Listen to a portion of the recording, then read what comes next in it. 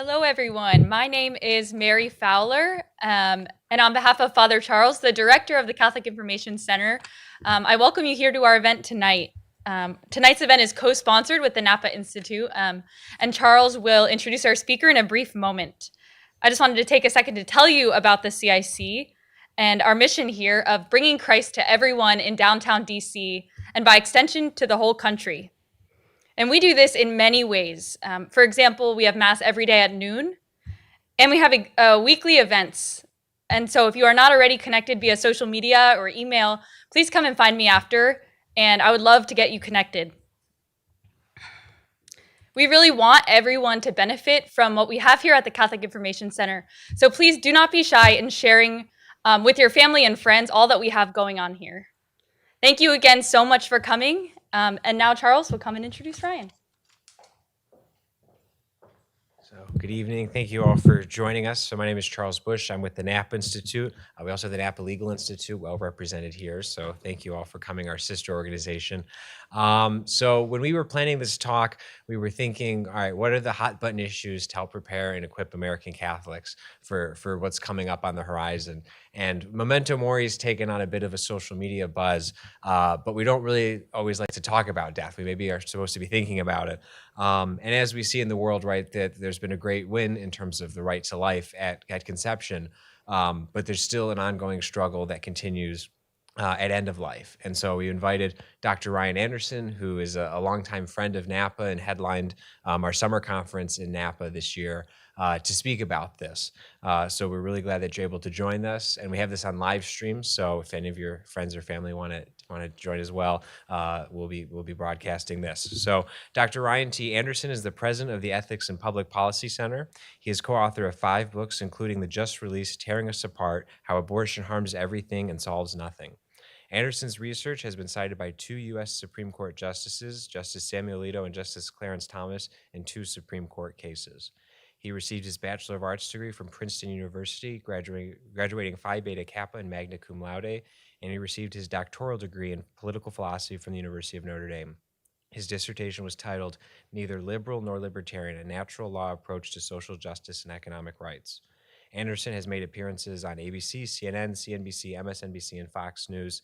His works have been published by the New York Times, Washington Post, the Wall Street Journal, and many other leading organizations. He's the John Paul II Teaching Fellow in Social Thought at the University of Dallas, a member of the James Madison Society at Princeton University, and a fellow of the Institute for Human Ecology at the Catholic University of America, as well as the founding editor of Public Discourse, the online journal of the Witherspoon Institute of Princeton, New Jersey. For 9 years, he was the William E. Simon Senior Research Fellow at the Heritage Foundation and has served as an adjunct professor of philosophy and political science at Christendom College and a visiting fellow at the Veritas Center at Franciscan University. He also served as assistant editor of First Things. So we're thrilled to have Dr. Ryan Anderson, so if you give him a warm welcome to speak to us about end-of-life issues.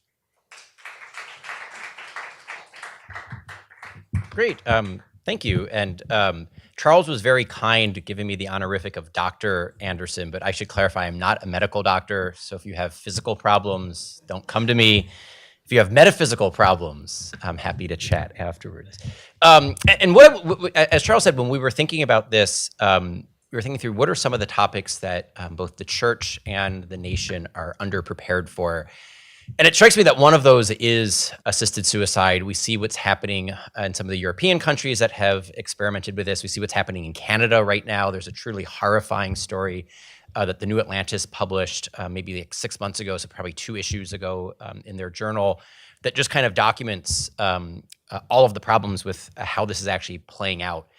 And for me, it was back in 2014, 2015, when DC was debating physician-assisted suicide, and the city council ended up voting for it against the recommendations of the DC Health Commissioner, that I set to work researching and writing a long paper on this. And I now have decided that probably the next book that I write will be on assisted suicide as well. And the subtitle of that paper, and I think it was linked on the webpage that was advertising tonight's talk, was titled, the paper was titled "Always Care, Never Kill," which I think is a nice short encapsulation of what the medical profession is about. And then the subtitle was "How Physician-Assisted Suicide Endangers the Weak, Corrupts Medicine, Compromises the Family, and Violates Human Dignity and Equality." And that's more or less the outline of what I want to argue tonight. I want to go through in those 5 steps Those 4 steps, then I want to add a fifth argument, or just a fifth section about why now. So, I'll say a little bit of how physician-assisted suicide endangers the weak and the marginalized in society, how the European and Canadian experience, plus several United States experiences, that the safeguards prove to be woefully inadequate, almost intentionally so, and that the people who are most likely to be either culturally or economically pressured into assisted suicide are those who are already on the peripheries of life. Second, I want to say a little bit about how it'll change the practice of medicine, how it will corrupt the practice of medicine, how it will change the doctor-patient relationship, how it will change the financing of healthcare. Third, I want to talk about how it'll then weaken the broader culture, how it'll undermine the family and familial solidarity. And then fourth, how it really violates some of our founding principles, both as Catholics and as American founding principles and Catholic kind of moral principles of dignity and of equality. And then lastly, I want to say a little bit about why now. Why now, 2.5 millennia after the Hippocratic Oath, do doctors think they have to violate the Hippocratic Oath in order to care for their patients? And frequently the push for assisted suicide is not actually coming from doctors. Just like, frequently the push for abortion is not coming from OBGYNs, right? So why is it we as a culture think that doctors need to assist in the killing of their patients at this moment? Okay, so first, how it endangers the weak. I think it's helpful to actually look at the concrete provisions of how these laws operate. And so I'll look at the DC law. The DC law is based on the Oregon law. The Oregon law was the first one in the United States to pass. We're now up to 10 states plus the District of Columbia that allow physician-assisted suicide. And DC passed it back in 2015. And what the bill says is that you need to have a physician needs to receive a request for assistance in suicide with 2 oral requests separated by 15 days. And in between the first and the second oral request, there needs to be a written request. That written request needs to be witnessed by 2 witnesses, one of whom can be related to the patient, and the other of whom may not be related to the patient or stand to benefit from the patient's death. And then the witnesses have to attest that the patient is capable and acting voluntarily. The physician that you make your first request to need not be your primary care physician. And then the physician that is then so there's, the first physician, and then there's like the consulting physician who verifies the request also need not be your primary care physician. And neither of those physicians needs to have any expertise or even any training in mental health care, in psychiatry or psychology. So what this, and the idea here is that these are all the safeguards, right? There are 2 oral requests that have to be separated by 2 weeks. There's a written request. There are 2 witnesses, 2 different doctors. And also the doctors have to say that you are likely to die within a 6-month window, right? So the claim here is that you have a terminal disease. You're only going to live for 6 more months. 2 doctors say you're only going to live for 6 months, 6 more months. You voluntarily requested it on 3 separate occasions, twice orally, once in writing, and you have 2 witnesses. Like those are all the safeguards. All right, why are these safeguards like an utter joke? First, let me scroll up for a minute.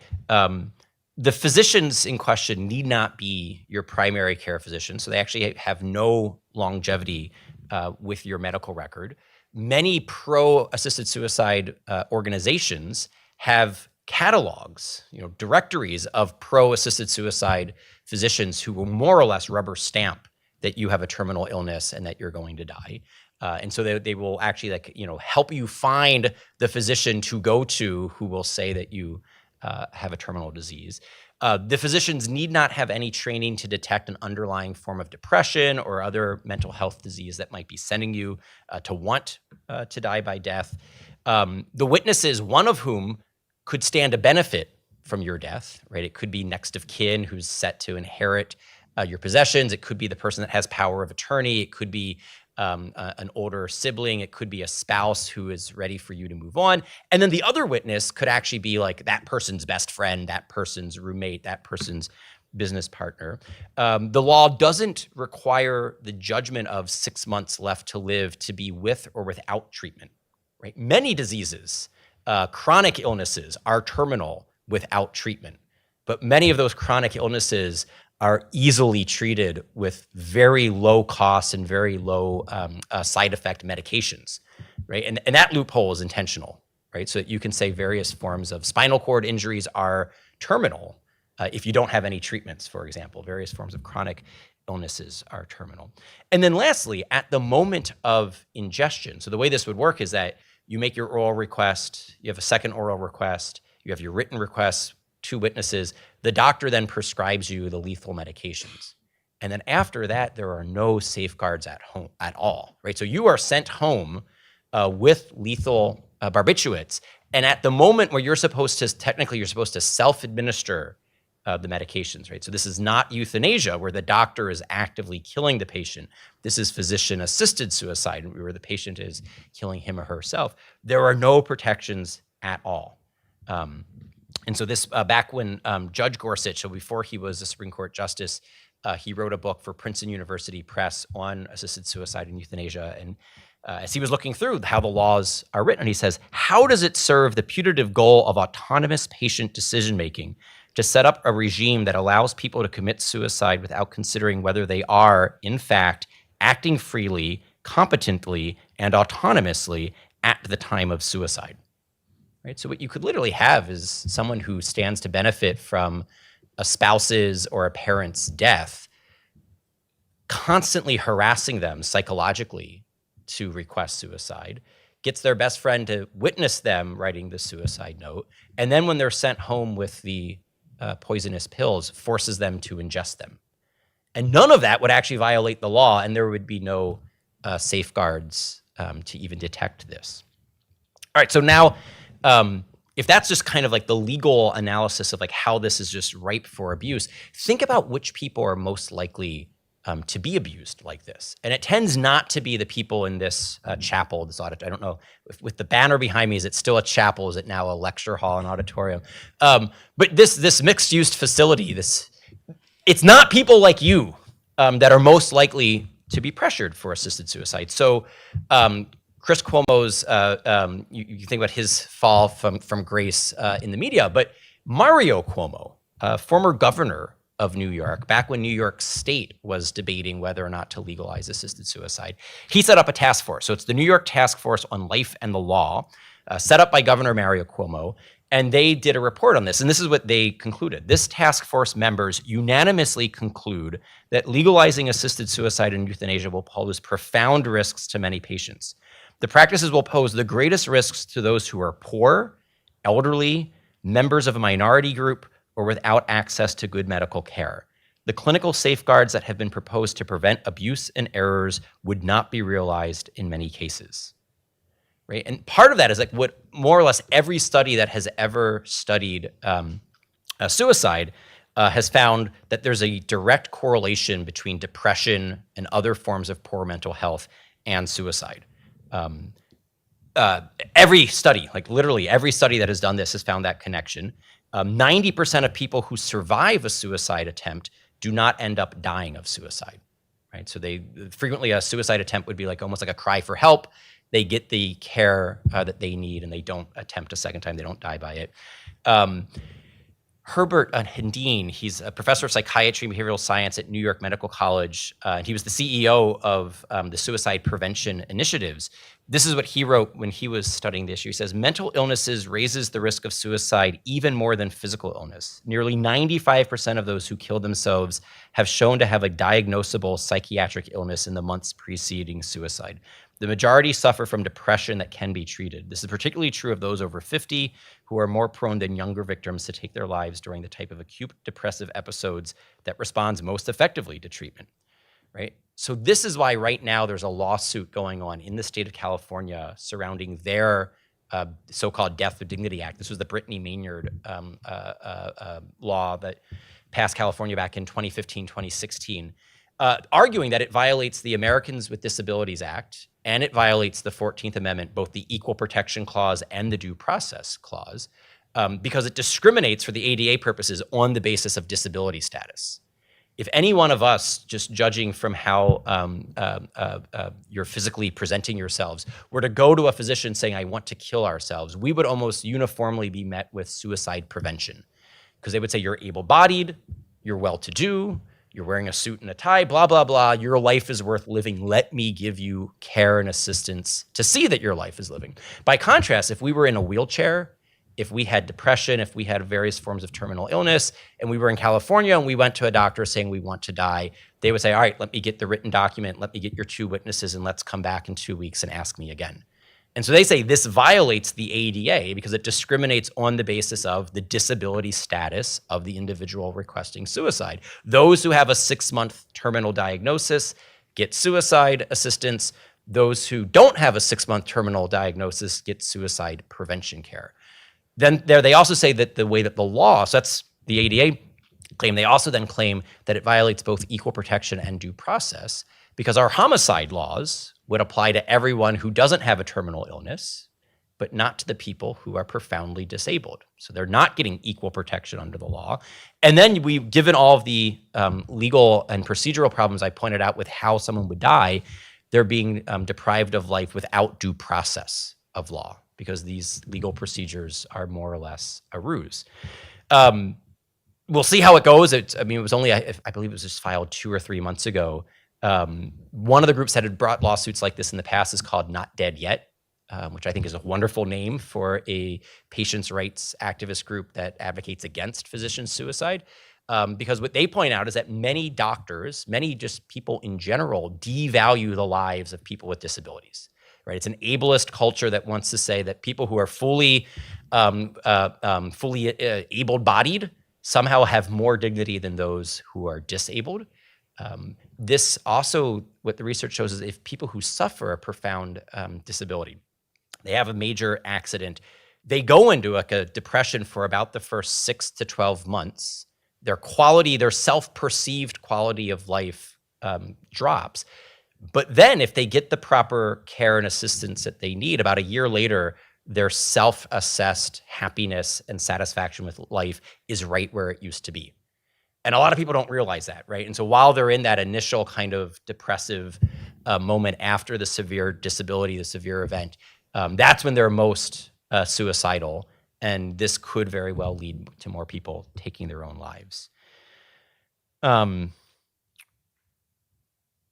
Last thing I'll say is that when I read that quote from the Cuomo Commission, what they point out is that there is a certain type of intersectionality here where it's racial minorities, people without adequate health insurance and health care to begin with, people who are elderly, people who have disabilities. The more of those things you are simultaneously, the greater the risk would be that you would be pressured into assisted suicide. People who have kind of like strong family connections and good health care and good doctor access, hospital access, et cetera, less likely to be socially or economically pressured into it.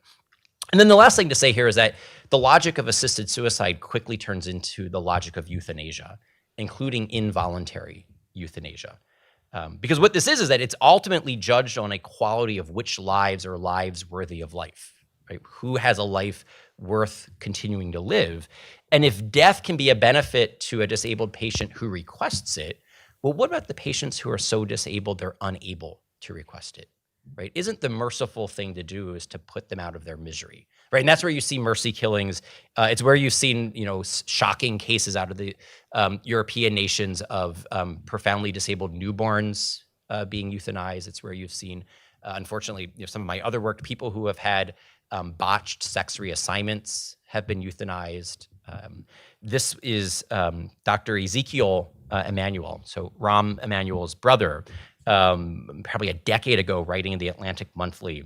And he's looking at what's taken place in the Netherlands. And this is what he says. The Netherlands studies fail to demonstrate that permitting physician-assisted suicide and euthanasia will not lead to non-voluntary euthanasia of children, the demented, the mentally ill, the old, and others. Indeed, the persistence of abuse and the violations of safeguards, despite publicity and condemnation, suggests that the feared consequences of legalization are exactly its inherent consequences. That first sentence is poorly written because it's a double negative, and so it's confusing. But what he's trying to say is that the studies failed to show that the bad things won't in fact happen, and in fact they do happen, And it seems to suggest that like the feared outcomes are precisely the ones that are going to happen. All right, so that's all I want to say about the first part, about how it kind of endangers the weak and the marginalized, and how it puts people who are already on the periphery of life at greater risk for poor outcomes. Second, I want to say a little bit about how it corrupts medicine. And this is going to come in several parts. I want to talk about like the practice of medicine itself. I want to talk about the doctor-patient relationship, and then I want to say a little bit about healthcare financing. So think about the practice of medicine, and think about, as I mentioned earlier, the Hippocratic Oath. The Hippocratic Oath actually, the earlier versions of the Hippocratic Oath. Many of today's medical students, when they take the Hippocratic Oath, this portion is not in the Hippocratic Oath any longer.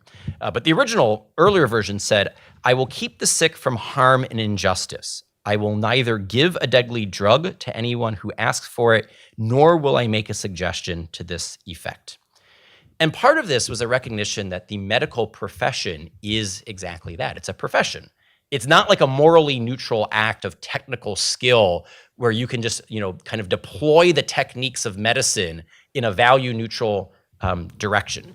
That medicine as a profession, it's like other professions. And, since we're, in a chapel, you can think about professions as people who profess certain things, right? So think about like if any of your friends or family members are religious, they'll make final professions of vows.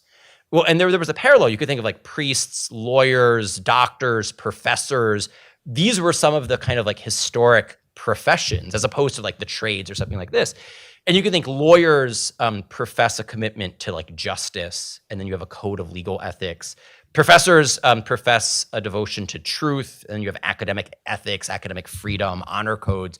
Well, and doctors profess a commitment to health and wholeness, and this is where like distinctive medical ethics come in. So it's not just a technique. And this is what Leon Kass, some of you may be familiar with his work, longtime professor at the University of Chicago. He was the first founding director of President Bush's Council on Bioethics. And he says, look, teachers are devoted to learning, lawyers to justice, clergy to the divine. And then he says, physicians devote himself to the healing the sick, looking up to health and wholeness. Healing is thus the central core of medicine. To heal, to make whole, is the doctor's primary business. And then he continues, can wholeness and healing ever be compatible with intentionally killing the patient? Can one benefit the patient as a whole by making him dead? Better off dead is a logical nonsense. And then last thing I'll say, actually two more things from Cass. The next one, to bring to nothingness is incompatible with serving wholeness. One cannot heal or comfort by making nil. The healer cannot annihilate if he is truly to heal. The boundary condition, no deadly drugs, flows directly from the center, make whole. And so what Cass wants to point out is if you think about medical ethics like other codes of professional ethics, you have to think, what is the telos? What is the purpose, the goal of medicine? It's to make someone whole. All right, then what are the guardrails? What are the boundary conditions? One of which needs to be the I will not give or even suggest someone take deadly drugs, right? That's what's going to keep the practice of medicine on the right track. All right, now a longer quote from Cass, and I've used this actually now several different contexts because he's pointing out what's happening today with medical ethics and how I would say both the push for abortion, the push for assisted suicide, the push for sex reassignment procedures are all corrupting the practice of medicine. And if I remember correctly, he wrote this paragraph I'm about to read back in the 1980s. Right, so well before many of today's problems. He says, the implicit and sometimes explicit model of the doctor-patient relationship is one of contract. The physician, a highly competent hired syringe, as it were, sells his services on demand, restrained only by the law, though he is free to refuse his services as the patient is unwilling or unable to meet his fee. Here's the deal. For the patient, autonomy and service. For the doctor, money, graced by the pleasure of giving the patient what he wants. If a patient wants to fix her nose or change his gender, determine the sex of unborn children, or take euphoric drugs just for kicks, the physician can and will go to work, provided that the price is right and that the contract is explicit about what happens if the customer isn't satisfied. Right? That's the new vision of medicine. Right? It's just a contract where you have a consumer and you have a provider. It's why many doctors don't like the term medical provider, right? Because it makes it seem like you have a soda provider, a wine provider, your various people who provide you with certain services, and your doctor is just another service provider, right? Not understanding it as a profession. Dr. Paul McHugh, someone else who has been influential in other areas of my work. He was the head of psychiatry at Johns Hopkins Hospital. He's the head of psychiatry at the Hopkins Medical School. He was the psychiatrist in chief at the hospital, and he shut down the sex reassignment clinic at Hopkins back in the 1970s. And so when he was writing on why assisted suicide is a bad idea from a medical perspective, he says, quote, "Once doctors agree to assist a person's suicide, ultimately, they find it difficult to reject anyone who seeks their services. The killing of patients by doctors spreads to encompass many treatable but mentally troubled individuals, as seen today in the Netherlands, Belgium, and Switzerland." Dr. Cass then, he testified before the House of Representatives on this point. He says, "The legalization of assisted suicide will pervert the medical profession by transforming the healer of human beings into a technical dispenser of death. For over 2 millennia, the medical ethic, mindful that power to cure is also power to kill, has held as an inviolable rule, doctors must not kill." And then, at least until recently, more or less every major American medical association was formally and officially opposed to physician-assisted suicide. Now, several of them have changed their position to being neutral on the question, right? Which is how these changes take place. Okay, so that's how it would impact the profession of medicine.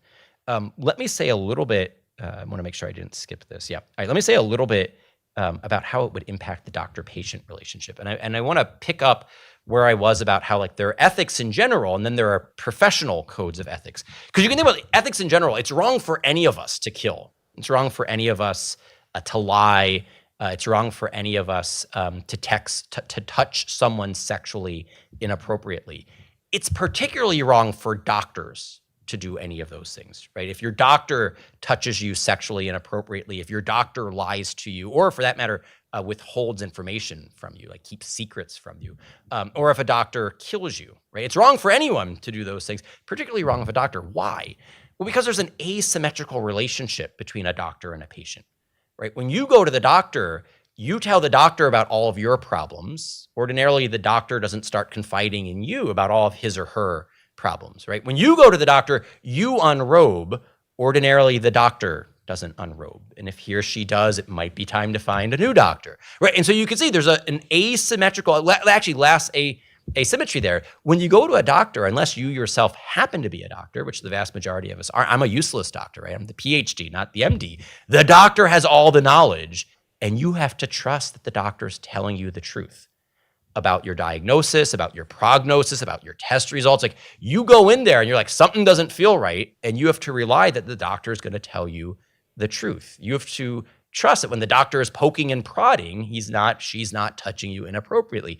You have to trust that when the doctor injects something in your arm, that it's to heal you, not to kill you, right? And so you can see how medical ethics places a premium on honesty for doctors, on only appropriate touch for doctors, and historically under the Hippocratic Oath, on not killing and not even suggesting killing, right? And so you can see how this will corrupt the doctor-patient relationship. Like, how much trust will you have in your physician if you know the physician could either heal you or kill you based upon how they interpret your wishes? Or, as we now see, especially in Canada and in some European countries, that the doctor might even kill you based on his or her perception of your quality of life. Our laws shape our culture, and then our cultures shape our beliefs, and then beliefs shape behaviors. I mean, that's a phrase I've used in the marriage debate, in the religious liberty debate, and transgender debate. Now it's the same exact way of thinking. It's how I'm thinking about what the law on assisted suicide would do. The laws will shape culture, cultures shape beliefs, beliefs shape actions. All right, so I want to read you a couple quotes from John Finnis, a legal philosopher, and again from Leon Kass. Kass is a double doctor, MD, PhD. So Finnis says, all right, now change the law on the professional ethic. Killing with intent becomes a routine management option. Oh yes, there are restrictions, guidelines, paperwork, well-meant, not utterly irrelevant, but as nothing compared with our doctors' change in heart, professional formation, and conscience. Right? So he's saying, look, those safeguards aren't utterly meaningless, although for the most part they are. The bigger change that's going to happen with these laws is how the doctor's own heart, their conscience, and their professional formation is going to change once killing patients is as routine part of practicing medicine as healing patients. Dr. Cass elaborates on this point. He writes, "Won't it be tempting to think that death is the best treatment for the little old lady dumped again on the emergency room by the nearby nursing home? Even the most humane and conscientious physician psychologically needs protection against himself and his weaknesses if he is to care fully for those who entrust themselves to him. A physician friend who worked many years in a hospice caring for dying patients explained it to me most convincingly. Quote, only because I knew that I could not and would not kill my patients was I able to enter most fully and intimately into caring for them as they lay dying." Right? And so I think this is revealing, many of us not medical doctors, something important about how the doctors themselves think that they need the guardrails psychologically, emotionally, for their own practice of medicine, that they can enter most fully and intimately with the patient so that the doctor won't think the little old lady dumped at the ER one more time would be better off dead. Like they need protections from themselves turning callous. All right, well now imagine the flip side. So this is Cass again. Imagine the scene. You are old, poor, in failing health, and alone in the world. You are brought to the city hospital with fractured ribs and pneumonia. The nurse or intern enters late at night with a syringe full of yellow stuff for your intravenous drip. How soundly will you sleep? It will not matter that your doctor has never yet put anyone to death, that he is legally entitled to do so, even if only in some well-circumscribed areas, will make a world of difference. Finnis dramatizes this point. He says, a new zone of silence. Can I safely speak to my physician about the full extent of my sufferings, about my fears, about my occasional or regular wish to be free from my burdens? Will my words be heard as a plea to be killed, as tacit permission? And why does my physician need my permission, my request? And then lastly, and this will go to the point about family, Finnis says, all right, another zone of fearful silence. Outside the door are the relatives. What will they be telling the doctor about my condition and my wishes? What is prudent for me to tell them about my suffering, my depression, my wishes? Are they interpreting my state of mind just as I would wish? Are their interests in line with mine? And so you can see how even allowing certain possibilities begins to undermine certain relationships. Last thing I want to say about how it will corrupt medicine. There have now been countless examples, and several of these are cited in the California lawsuit, where not only private health insurance plans, but even state Medicaid plans have denied patients coverage for the next round of chemotherapy, but have said that they would pay the full price for their assisted suicide. Right? And it's much more, in a world of scarce financial resources and scarce healthcare funding, much more efficient to have one of the people on your healthcare plan take their own lives than to treat them. In the Glucksberg decision, which was a Supreme Court decision that said there's no fundamental right, so no due process right under the 14th Amendment to assisted suicide, the court pointed out that jurisdictions that allowed physician suicide had less funding for hospice care and palliative care. And they just point out, here's an economic, and they were saying, look, this is why there's a rational basis to have laws against this. There's not a fundamental due process right to have a doctor assist someone in killing themselves. Part of this is also, what are the competing sets of interests here?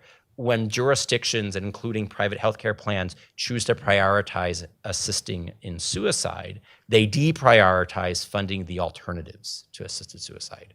The types of things that the Little Sisters of the Poor do when they're not suing the federal government. Like, I mean, we shouldn't forget that, like, the Little Sisters, like, their primary vocation in life is not fighting about unjust contraception mandates, is actually providing actual deaths with dignity for people who are elderly, people who have disabilities, people who are approaching death.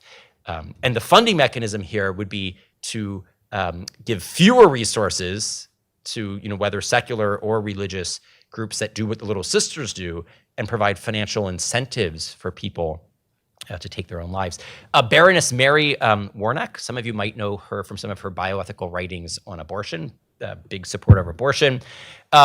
She's a leading ethicist in the United Kingdom, and she's argued, and I quote, "If you're demented, you're wasting people's lives. You're wasting families' lives. You're wasting the resources of the National Health Service." And then she went on to say that people have a, quote, "duty to die." Right? So her whole point that if you have dementia, you have advanced Alzheimer's, you have other forms of decline, you're wasting your life, you're wasting your family's life, and you're wasting, the government run their National Health Service. And that you have a duty to die for kind of Peter Singer style reasons of, what's going to give the greatest benefit to the greatest number and some impossibly to conduct utilitarian calculus. All right, for the sake of time, that's all I want to say about how it corrupts medicine. Let me say a little bit about the family, and I'll be more brief on this in the next sections. Physician-assisted suicide will create cultural conditions in which "I don't want to burden my loved ones" becomes an internalized message that all of our grandparents and parents as they age will have. And then it will become a resentment on our part when our parents are burdening us, so that we'll wish, well, why can't my mom or dad be like my best friend's mom and dad who just opted for the assisted suicide, right? So it will change how a generation of like middle-aged people view their elderly mothers and fathers. It'll change how our mothers and fathers, our grandmothers and grandfathers think about their own value, their own dignity, their own worth as they age.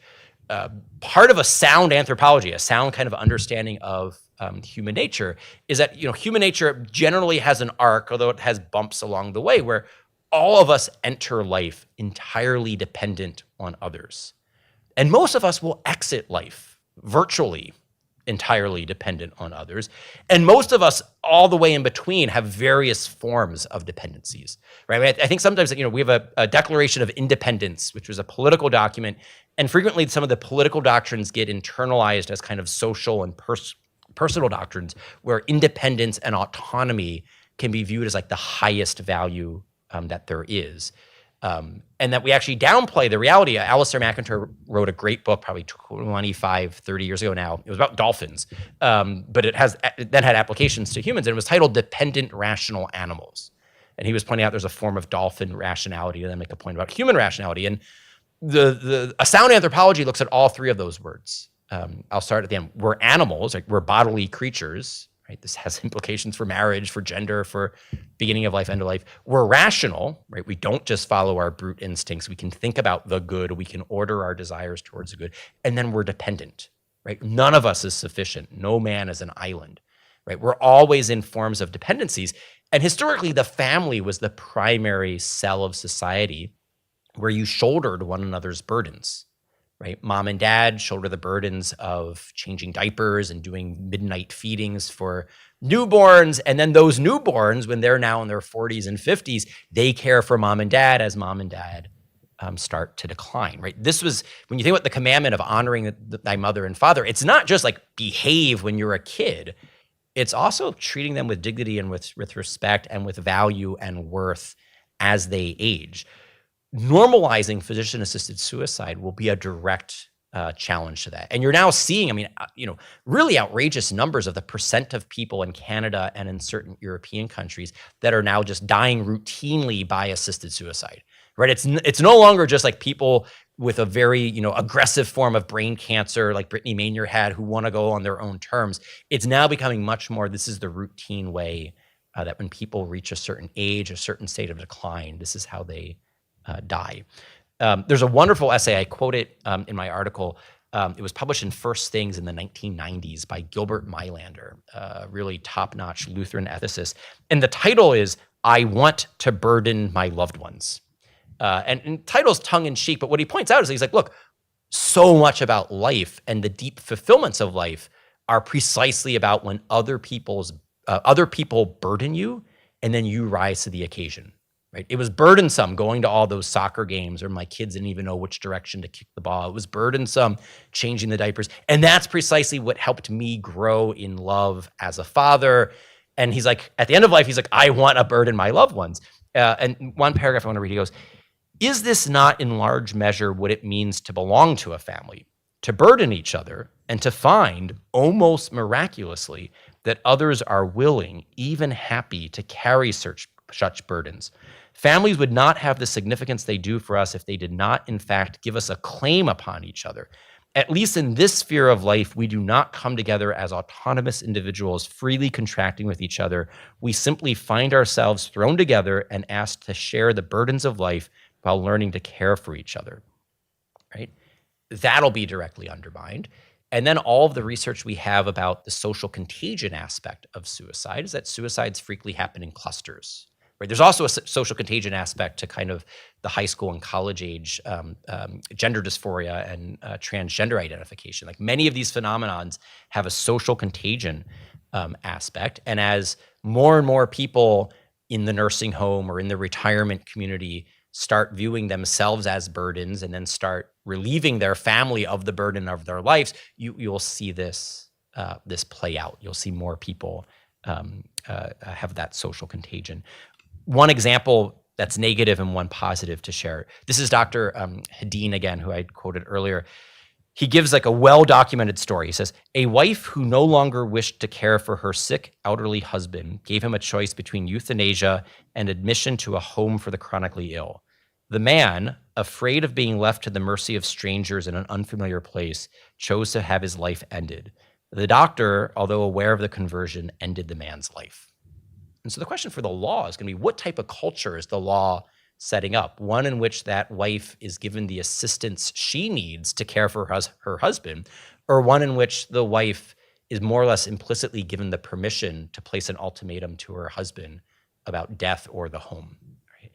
Flip side, normally I don't quote Kennedy's, especially not Ted Kennedy, but in this case I want to quote his widow, Victoria Kennedy, because when Massachusetts was considering legalizing assisted suicide a decade ago, she was like one of the lead spokespersons against assisted suicide. And she saw this as like precisely what her husband's legacy as like being all about caring about the marginalized, caring about the poor, caring about the disadvantaged. She saw that assisted suicide would be directly opposed to what her husband stood for, especially in healthcare reform. And so this is what she wrote. She says, when my husband was first diagnosed with cancer, he was told that he had only 2 to 4 months to live, that he'd never go back to the US Senate, that he should get his affairs in order, kiss his wife, love his family, and get ready to die. But that prognosis was wrong. Teddy lived 15 more productive months. Because the first dire prediction of life expectancy was wrong, I have 15 months of cherished memories. Memories of family dinners and song fests with our children and grandchildren, memories of laughter, and yes, tears. Memories of life that neither I nor my husband would have traded for anything in the world. When the end finally came, natural death with dignity, my husband was home, attended by his doctor, surrounded by family and our priest. And then she says that most people wish for such a death. She says, quote, surrounded by loved ones, perhaps with a doctor and or clergyman at our bedside. But with assisted suicide, quote, what you get instead is a prescription for up to 100 capsules dispensed by a pharmacist, taken without medical supervision, followed by death, perhaps alone. That seems harsh and extreme to me, end quote. Okay, and then last thing to say about, how physician-assisted suicide or why it's a bad idea, how it harms. And this goes back to the discrimination point. It directly undermines human dignity and human equality. And I've backloaded this argument because I think frequently, especially as like pro-life Catholics, we could start the argument with, well, it's unethical. Intentionally killing of the innocent is always and everywhere wrong. It's one of the moral absolutes. That's why we're opposed to it. Right. And you could do the same thing for like a variety of kind of controversial moral, political, cultural issues. Is jump to like the act analysis in like a moral theory sense. And I always put those at the end of books that I write or talks that I give, because I also think it's important for us to think on a more kind of like ecological, like the social ecology of how the law will change, how like redefining marriage would change how we think about marriage and the family and religious liberty, how changing, gender, how that would actually have trickle down. Same things here. Like, yes, intentionally killing someone is always everywhere wrong, but we should also realize about how it's going to have disparate impact on various communities, how it'll impact medicine, how it'll impact people at peripheries, how it'll undermine the family. But I do want to now get to the moral part and to highlight that there's actually a moral tension in these laws. Because let's say they're first about autonomy, right? Which is one argument. This Brittany Maynard was saying, look, I should have the autonomous choice to die how I want to. Okay, some people run with that logic. Then why do you even need a terminal diagnosis? Why shouldn't everyone be eligible for assisted suicide? Why do we even do suicide prevention?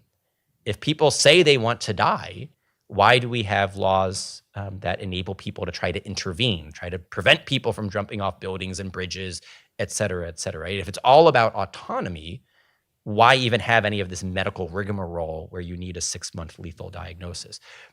So that's one justification. The flip side justification is that it's all about quality of life, in which case, why is consent even required, right? If you're a disabled newborn, why can't you be, quote, put out of your misery? If you're demented enough, if you have advanced Alzheimer's, if you're a paraplegic, if you're in a coma, if you're in a persistent vegetative state, think of Terri Schiavo, right? Why can't other people on your behalf make a decision that you would, quote, be better off dead? And so you're seeing the logic actually, sometimes work in, it's conflicting logic, right? I mean, most of these sorts of social cultural movements do not have particularly airtight logic, but you can see how each thread of this is being exploited to advance in both directions, which is why you do have so many cases, both in Canada and in Europe, of involuntary euthanasia, and why you have more people pushing to say, look, we're just libertarians. If person A wants to die and person B wants to help them kill themselves, why can't we just have a market transaction, right? And this is where I don't think the libertarians are going to be our allies in the long haul on this issue. But the moral truth of the matter is that each and every one of us, from a theological perspective, is made in the image and likeness of God. From a philosophical perspective, each and every one of us is a rational animal, and therefore we have intrinsic dignity and worth, right? You can run the argument both theologically or philosophically. It ends up at the same place, that every human being has intrinsic worth, that our value as human beings is not instrumental. It's not based upon what we can do, right? So it's not that like Michael Jordan, when he was at the peak of his career, had more value than someone in a wheelchair, right? That's one of the arguments of the not dead yet group, is that you're valuing the able-bodied more highly than our lives. You're saying that because they can contribute more to society, they can have higher quality of lives, that somehow we have less dignity, we have lesser claim to a right to life. For the sake of time, I'm going to skip. I have a section on why there couldn't even be a right to die, a right to assisted suicide, that it's actually, philosophically, it's incoherent to claim you have a right to annihilate yourself, because if you have rights, it's based upon the rights holder having a certain nature with certain dignity, with certain claims. And the limits of these rights claims are going to be, you can't actually use those rights to then actually attack the very foundation of whatever it is that grounds your worth, your value, and your claim to be a rights holder. All right, but let me close just by saying, why now? Kind of a cultural question, because at this moment in time in the United States, in Western Europe, in Canada, we have the best medical technology at any other point in human history, right? We can prevent physical pain and physical suffering as never before in human history. And so it's important to point out that the push for assisted suicide is not primarily about physical pain. It's not primarily about physical suffering. If you talk to doctors who specialize in palliative care, pain management, they're like, more or less every condition out there, we can actually titrate the medicine, whether it's morphine or something else, so that you're not actually in like agony and physical pain. When you look at the people who request assisted suicide, who think they want the option of assisted suicide, it's really about autonomy, and it's about being a burden. Now, there are some people, and I'll just say this as a quick aside, there are people who have a valid, to my mind, fear or concern about dying a needlessly medicalized death, meaning that they validly are concerned that they're going to be hooked up to every last machine and they're going to be forced to undergo every last technical possibility. And that's not either the pro-life or the Catholic teaching when it comes to end-of-life care, right? Life need not be prolonged artificially until every last technical means is expired, right? And I think a good example of this is John Paul II as he was nearing life. I think the first time he had one of his medical crises, he was taken to the hospital. And the second time he decided to actually stay at the Vatican and to die in his own bed, right? At a certain time, death comes for us all, and we need not like literally have every last IV and machine keeping us alive until the machines can no longer artificially keep our heart beating and our lungs pumping. And so there is, I think, for people who think that's what the alternative is, that, if you're not in favor of assisted suicide, you're in favor of keeping me hooked up to a machine until the machine can't do it any longer. No, there is a natural death with dignity. That's what hospice is about. It's what palliative care is about. It's what the Little Sisters of the Poor do, et cetera, et cetera. But the big push for this is the loss of autonomy and the fear of being a burden. And I think the reason it's happening at this moment in kind of Western culture and American culture is that we have a culture of independence, a culture of autonomy, and we have a culture, and it's people don't like hearing this, but we have a selfish culture where we don't want to be burdened. And therefore our neighbors interpret it as, I can't ask anyone for help. I can't burden other people. Those of us who are unwilling to make sacrifices to help others send a signal to others that when they need help, there's no one they can go to. And that when they lose autonomy, they'll just be a burden, and they'd rather not be a burden. The original word compassion, you look at kind of like the root origin of it, it's to suffer with another person, right? And that's what we're losing, is like that understanding of how to get there. We're gonna have a huge problem in our country as the baby boomers start retiring and start growing old. And the nature of this problem is that we will have proportionately too many elderly vis-a-vis next generation, because baby boomers didn't have that many kids, and then their kids didn't have as many kids. This is also why all of our entitlement programs are going bankrupt, right? We don't have, it's a Ponzi scheme. If you think about Social Security, Medicaid, Medicare, and if we don't have enough people paying in, there's not enough for those who are receiving on the way out. But that's going to happen here in an acute way, not just because of the generational divides, but also because of increasingly, well, for the baby boomers, it would be divorce, but then for the next generation, it's going to be failure to marry in the first place, coupled with divorce. As you have more fragmented families and you don't have spouses able to care for each other because you're estranged from your spouse, as you have fewer kids, and the kids now have divided loyalties between mom and dad who may live in different states. The kids may live in different states. There are fewer kids. The push for more and more elderly people as they age to think, I'm going to die all alone. I'm going to lose my autonomy. I'm just going to be burdening people. There's going to be a strong cultural push for this. It's why you see it spreading across Europe, Canada. It's why 10 states have already legalized it. And so I just think, as Catholics, as Americans, it's something we need to be more prepared to talk about in the public square as these laws are proposed. But then on a personal note, it's also this should be a great encouragement to you to make plans with your siblings. How are we going to take care of mom and dad as they grow older? It's also an encouragement for you to get married, stay married, have lots of kids, as your kind of own personal retirement plan, because Social Security is not going to be there when you're old and gray. But it really does highlight a central truth of the church teaching about the primacy of the family as the first society and as the domestic church, right? It really is, to a certain extent, a solution to a whole host of social and cultural ills that we face right now. All right, and so with that, I think we have time. There is a microphone. Charles has the microphone, so we have time for questions. Yes, any questions? Both my questions feel kind of primitive, Okay. but I guess I didn't really put together that with physician-assisted suicide, there was this prescription that you take home, you ingest on your own. Yeah. So with that, is it really only the social pressure of it being normal, it being acceptable, that you would go that route rather than just commit suicide? Well, so the thought here is that if you were to just commit suicide, you might not do you might botch it. You might do a bad job. Right? Whereas so the idea here is both having the doctor involved both gives it a certain amount of social cultural legitimacy, because the guy in the white lab coat prescribed the pills, but it's supposed to give a certain amount of peace of mind that you take the pills or the IV or whatever, and it's going to be a peaceful, painless death. unfortunately, it doesn't actually play out that way. Right. For Yeah, the I same could reason that we understand sometimes in have times. euthanasia, but when I'm picturing you at your kitchen table, I'm like, this doesn't sound like it's going to go very well. That's yes. Unfortunately,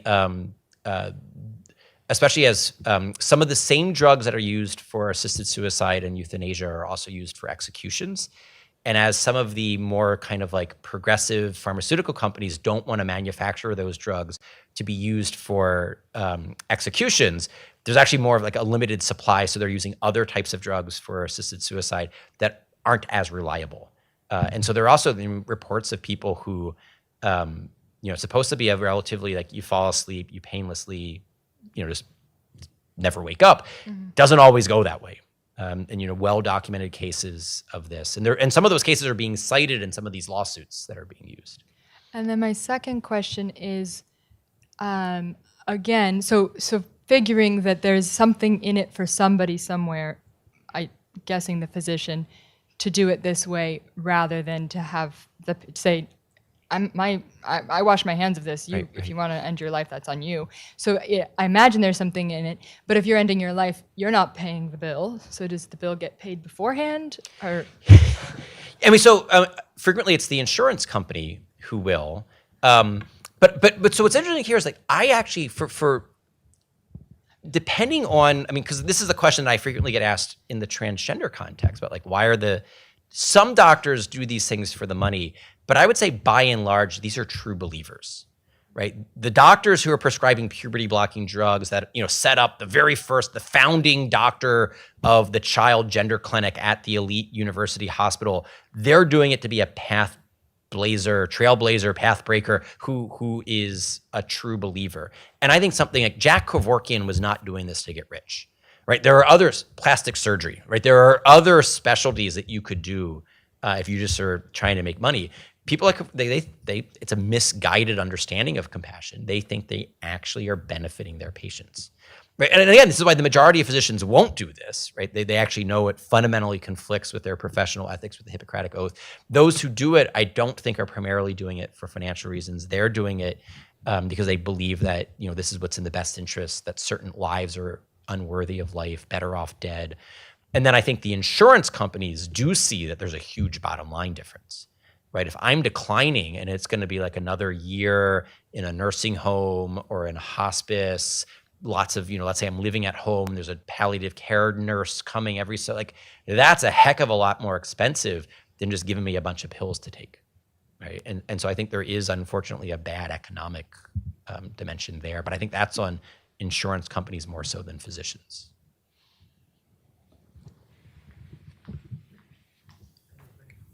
Hi, thank you for your talk. I have two questions. First, the states that you said it's legal, is there any data about how since it first became legal and then has it increased? It keeps going. In other words, the trend line is up, up, up, up, up, up, up. So there is data. The last time I looked at the data and cited the data was in the paper that I wrote in 2015, which I have not yet updated that for the book that I'm working on. Some of that data is in the California lawsuit, specifically cited in the California context. And in particular, what they cite are, of the patients who were offered assisted suicide, it's fully covered by the state's Medicaid program. How many of them had either fully covered or even access to funded alternatives, right? And so they're tracking that. The Oregon data, Oregon also, since it was the first nation to do this, there are reporting requirements. California doesn't have. They do have reporting requirements. They don't have publicizing requirements. So the state is collecting the data. They have not yet, and there's not a law requiring them to publish the data. Whereas like Oregon, it's both. They have to collect it and they have to publish it. And I don't remember right now if it eventually plateaus. I believe it does eventually plateau in Oregon. And I also remember now a rough stat that Rich Dorflinger, who used to be at the USCCB, first brought to my attention about how the majority of those patients were, once again, Medicaid patients, right? It tends not to be those of us upper middle class professionals with employer provided like Blue Cross Blue Shield health insurance. It tends to be people more on the peripheries, including those who lack adequate access and therefore a majority of the patients being on Medicaid. My second question is, do you think, this is a personal, personal question, do you think that people that engage in physician-assisted suicide, do they go to hell? So we have a priest somewhere in this building. I'm not a moral theologian. I would say it depends, like many else, because I mean, you can say that the act is objectively wrong, but the question of subjective culpability is something that none of us actually, this is like the judge not lest ye be judged. None of us can actually know the level of subjective culpability for the person who asks for assisted suicide. Because as I pointed out, I think the stat that I read earlier was 90 or 95% of them have a diagnosed psychiatric condition. And so part of like a Catholic moral analysis is that you actually have to, full volition, right? Think about like a mortal sin. It needs to be grave matter. You need to know that it's serious matter, and you need to like fully consent to it, right? You can't accidentally, in that sense, commit a mortal sin. And so like even like from this like a pure kind of like act analysis, it's not clear if the data that describes the state of mind of many people who are asking for assisted suicide, if that data is accurate, and I think it is, then I think a lot of them aren't even capable of like actually committing actions to which they would be morally culpable, because the severe depression could actually render them unable to commit mortal sin at that state, right? Depending on the type of action that they're committing, right? And so that's where I like, you can judge the act in the abstract as, it's wrong to kill yourself. It's wrong to encourage someone to kill themselves. It's wrong to actively, kill a third party. But whether or not someone bears culpability is going to be an internal diagnosis that, we can't perform from the outside.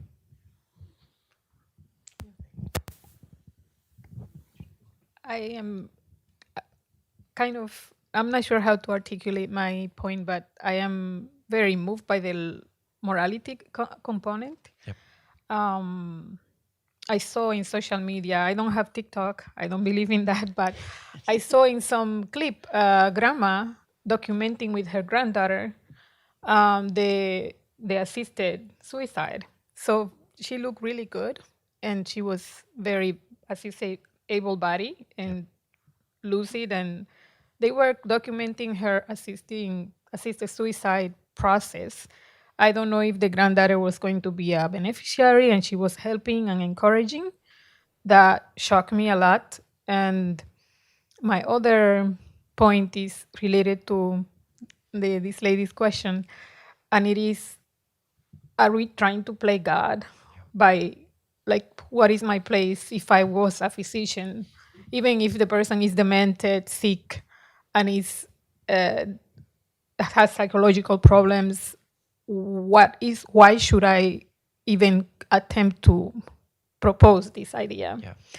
And I don't know, that's kind of, I'm struggling a lot with that, because for me that is playing God. Is similar to the transgender point when we try to, I'm not judging, but I am trying to understand why I have to do this, like try to change the nature by which God created us. Yep. Great Thank questions. And so I have a little bit to say about all of them. So in the first, it is not at all surprising to me that like you said you're not on TikTok, so I forget where you saw the video, but Instagram.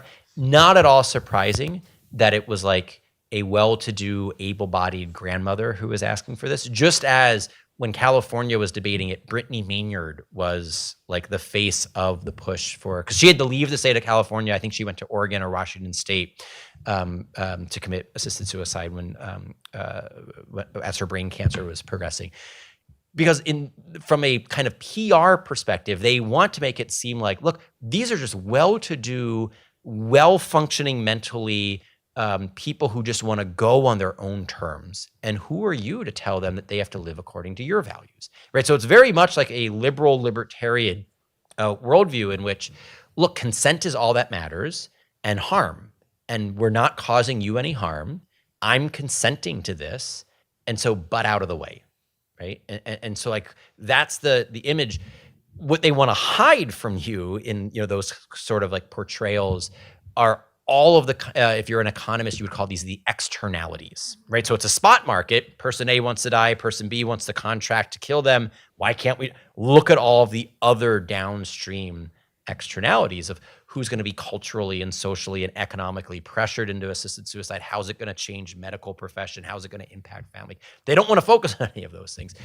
So I think that's why I'm not surprised that on social media, that's the documentary of assisted suicide that's being shared, not the little old lady who was dumped at the ER in the middle of the night, who's all alone, right?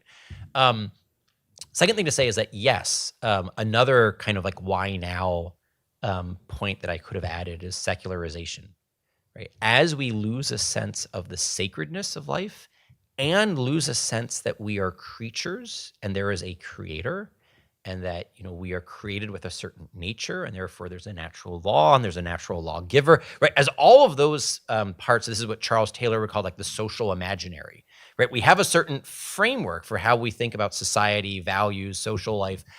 As our moral imagination, the social imaginary, as that changes, how we then think about concrete questions of right and wrong, good and evil, law, justice, liberty, all of those things change as well. And so I think you can see this, and that's exactly what that long quote from Leon Kass, when I was like, look, we now view the doctor as just a hired syringe. And if you want to change your nose, change your sex, choose the sex of your baby, or die on your own terms, there's no givenness to nature, because nature is no longer creation. Therefore, there's no like intrinsic meaning or value or normativity to nature and creation. And therefore it is like your body is just silly putty, and you can refashion it how you want to, whether it's your gender identity or other aspects. And then you can also choose on your own terms and timing, you know, when you want to make an exit from the stage of life. So I do think, you know, I should have added it to what I said about the why now moment. A huge part of this is also that, look, I'm a Robbie George protege. I believe in the natural law. I do not believe we've ever had a society that was based only on the natural law, right? Because the natural law, to be effective, needs to be part of a larger transcendent vision in which the natural law has a natural law giver, and then it's embodied in certain social, cultural, religious practices that make us willing to make the sacrifices that are necessary to live in accordance with it, right? So I also think, you know, as we lose even the concept of redemptive suffering, right, it makes a lot of this harder for people. Even though the law is still written on the heart, it blinds us to the law written on the heart, and it makes us less willing to live in accordance to the law written on the heart. Yeah. Do we have time for one more? Yeah. So you mentioned, you know, law, or I guess culture comes from law, and then from culture comes beliefs, and then you get to behavior. So I guess my question would be, we've had laws against killing people. We've had the Hippocratic Oath. We've had laws even against, you know, physician-assisted suicide. So I guess how did we get to the point where it became accepted in culture where the laws didn't necessarily work? And what is the way back? Like, how do you reverse that? Is that law again, or does it take? It's both. Yeah. So the short answer is that when I said, you know, law shapes culture, culture shapes beliefs, beliefs shape actions, it also goes the other way. So this is why it's the Andrew Breitbart who always said that, you know, politics is downstream from culture. And my retort to that was actually, no, it's more like an ocean, a tide that goes in and goes out. These things are mutually reinforcing, or they're mutually destructive, right? Our law shapes our culture, but obviously our culture also shapes our law, right? And so the way that you can think about this, like Roe v. Wade is a legal decision that shaped a generation, now 2 generations, of how people thought about abortion, right? The law shaped the culture. We were largely pro-life in our beliefs prior to Roe, and Roe changed how people thought about what a right to choose is, right? The law shaped our culture, but also our culture shaped our law. You don't have the sexual revolution, you don't get Griswold, you don't get Roe v. Wade, right? I mean, so these things, and the same things, like you don't have Will and Grace, you don't get Obergefell, right? But you don't have Obergefell, you don't have people harassing the baker, the florist, and the photographer, right? You don't have, I mean, so you can see how like these things, they're neither independent of each other, nor is it like one is upstream and one is downstream, right? I think that imagery is only a half truth because they both influence the other. So and even the coast image or a tide that goes in and out isn't perfect. You know, it's hard to actually get metaphors that capture the complexity of reality. But anyway, so I think that's how to think about that. Like, yes, we used to have good laws, something changed in the culture that is leading to the change in the laws. What I want to point out is that the change of the laws will then be a catalyst to changing our culture in an even worse direction. So then you ask, right, well, what changed in our culture to get here? To a certain extent, that's what I'm talking about with the secularization. That's what I'm talking about with a culture that's very selfish, that's very focused on autonomy and liberty and freedom and being unburdened as like the highest values. I mean, even just think about your generation. You're unwilling to commit to get lunch next week because a better option might come about, right? I mean, and like you see this, people who are unwilling to like commit to going to a party on Friday night, right? It's Wednesday night right now. Well, because there might be a better invitation that I get tomorrow. So I don't want to say if I'm, and so you don't RSVP to, you see this. This is different than prior generations. This is where you see a lot of it. And increasingly it's men who just can't commit to women to get married because they want to keep their options open, and they keep their options open, But you actually at some point need to close some options if you're going to make a commitment, right? And so I just think there are a variety of things that we could highlight as like, what are the problems in our culture that are getting us to a point where like none of us think that we have responsibility. I mean, another example, Social Security. It's made a lot of us think that our parents are the government's responsibility, not our responsibility. Right. So here you can see like a legal change that has led no one thought that Social Security was going to make a whole generation of people think, oh wait, when mom and dad get older, like the government's going to take care of them because of Social Security benefits, right? But a lot of people aren't like saving money to care for their parents as their parents age, let alone like think about intergenerational living, right? The most common place that elderly people used to die was in the home of their middle-aged children, right? It's still common, right? And this is really helpful actually, having someone that can share kind of a more global perspective. As I've been like poo-pooing on Europe, there still are many cultures in which this is still practiced and lived out, that as your parents age, they move back in with their middle-aged children and they die a natural death with dignity around a family, right? And when they value like the wisdom and they have a certain amount of reverence for the elderly.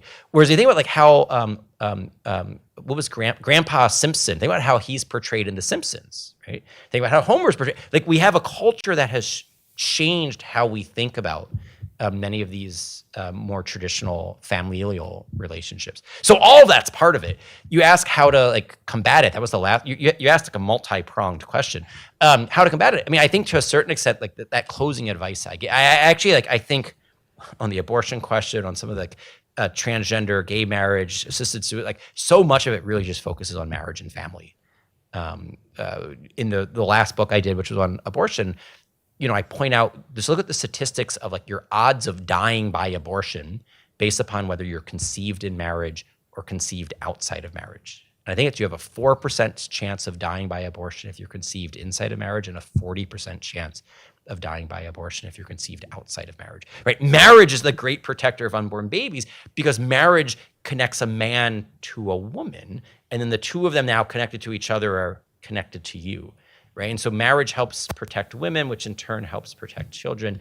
And then at the end of life, it does something similar, right? Because like if you're faithful and you till death do us part, richer or poorer, sickness or health, you actually have someone who's dedicated to you for the long haul. And then if you have children, there are people there in that next generation, grandchildren, who are able to shoulder some of those burdens. So it just doesn't all fall on one person, right? That's the ideal. Obviously, there's always going to be things that go less than ideal, but we now have a situation where like the majority of people are going to enter adulthood or enter an elderly stage in a non-married state and with a few children, and that's kind of unprecedented in human history, and I think that also partly explains there.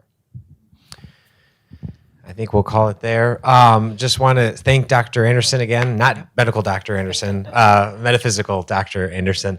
But particularly what I found most poignant was the reference to compassion to suffer with, right? And that Senator Kennedy story, I know he's not always hallowed in these halls for a mix of reasons, but the idea that, Fulton Sheen talks about wasted suffering, and that there's suffering at the end of life, there's also joy at the end of life, and that we're depriving people of that through euthanasia, through physician-assisted suicide. And as an economics student, I appreciate the externalities reference. So that made now I get it. Thank you all for joining us. We'll have some more of these events with co-hosted between NAPA and the CIC in the new year. So please look out for that. But we very much appreciate you making the time to be here. And there'll be some light refreshments in the back. But otherwise, have an enjoyable evening. And thank you again for joining us.